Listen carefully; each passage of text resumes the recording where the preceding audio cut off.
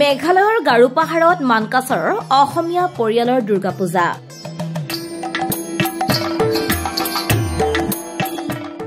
ডেৰ শতাধিক হিন্দু পৰিয়ালৰ ঘৰে ঘৰে পিঠাপনা প্ৰস্তুতিৰ ব্যস্ততা।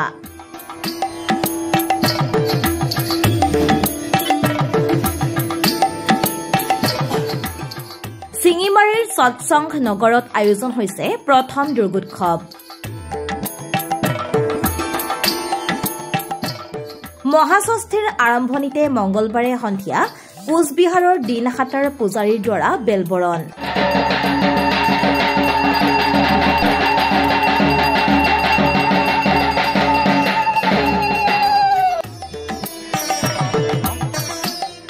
দুৰ্গোৎসৱৰ প্ৰস্তুতি ইতিমধ্যে প্ৰায় সম্পন্ন হৈছে।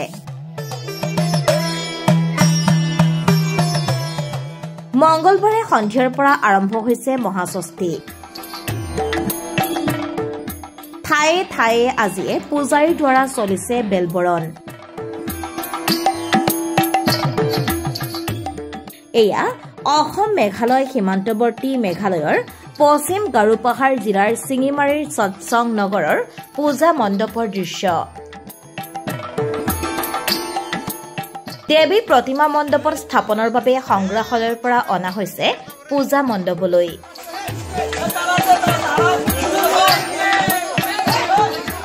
মানকাছৰৰ হোকচৰ এলেকাত ব্ৰহ্মপুত্ৰৰ গৰাখহনীয়াৰ কবলত পৰি 1992 চনৰ পৰা মেঘালয়ৰ গাৰু পাহাৰত আশ্ৰয় লৈ থকা 1.5 শতাধিক হিন্দু পৰিয়ালে এইবাৰ প্ৰথমবাৰৰ বাবে দুৰ্গা পূজাৰ আয়োজন কৰিছে। অসমত আমাৰ বাড়িঘৰ যিখিনি আছিল সেইটোতো 92ৰ পৰা ভাঙি চাঙি একদম শেষ হৈ গ'ল। তাৰপিছত আমালোকে ইয়াত আমাৰ যিখিনি মানুহ আছিল ইয়াত আহিছে। ইয়াতে 150 ঘৰমান মানুহ আছে, চবেই ইয়াৰ নদী ভাঙা মানুহ। ইয়াতে আশ্ৰয় লৈ এইবাৰ এই বুলি আমি দুৰ্গা পূজা নতুনকৈ পাতিছোঁ।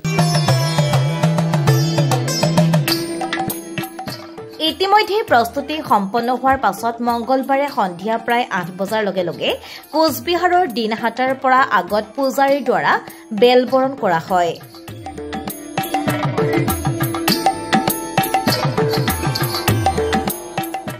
বুধবাৰে দেৱীৰ প্ৰতিমা মণ্ডপত স্থাপন কৰা হ'ব।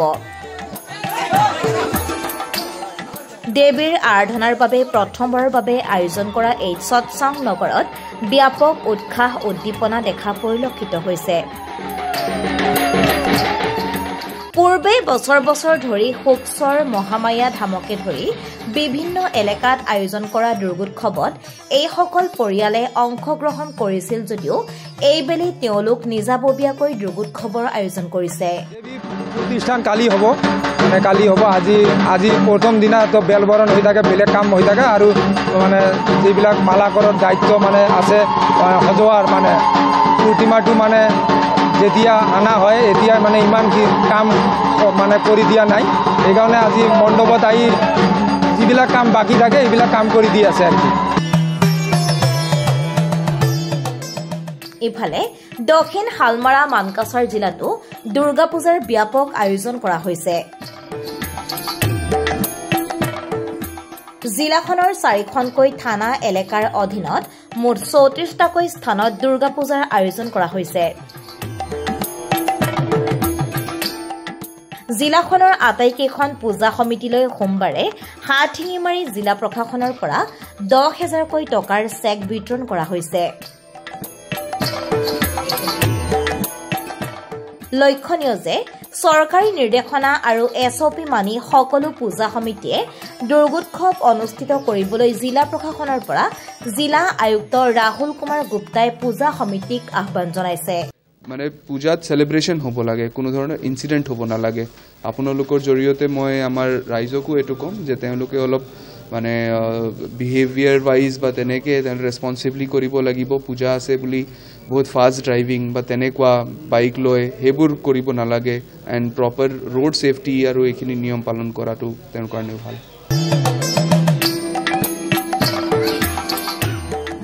মন কৰিবলগীয়া যে দক্ষিণ হালমাৰা মানকাছৰ জিলাত মুঠ 4খনকৈ ঘাটত দেৱীৰ প্ৰতিমাসমূহ বিসৰ্জন দিয়াৰ বাবে জিলা প্ৰশাসনে ব্যৱস্থা গ্ৰহণ কৰিছে।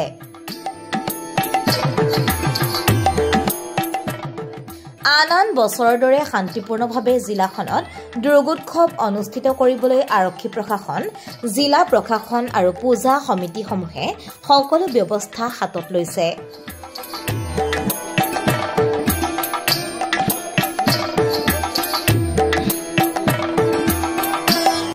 আপুনি চাই আছে এম নিউজ, আপোনাৰ আপোন চেনেল।